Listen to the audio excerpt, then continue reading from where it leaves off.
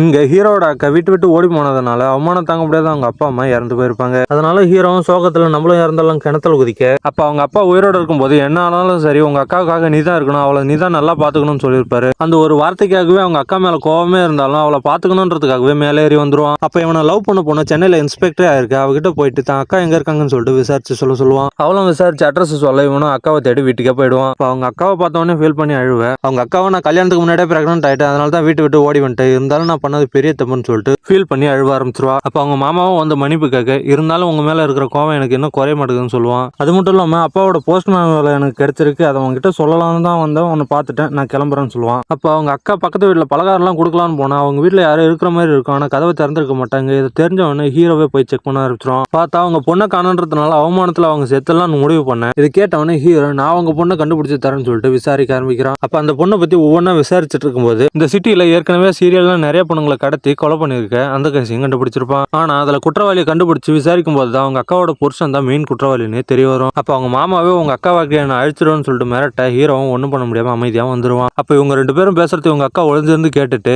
அவ புருஷன் குடிக்கிற ஜூஸ்ல விஷத்தை கலந்து அவனை கொன்னுட. இதை விசாரிச்ச போலீஸும் இவங்க ரெண்டு பேரும் நல்லதுக்கு தான் பண்ணிருக்காங்கன்னு சொல்லிட்டு அவங்க விட்டுடுவாங்க. அவங்க ரெண்டு பேரும் திரும்பி அவங்க கிராமத்துக்கே வந்துட ஹீரோவா அவங்க அப்பாவோட போஸ்ட்மேன் வேலையை செய்ய ஆரம்பிச்சிருவான்.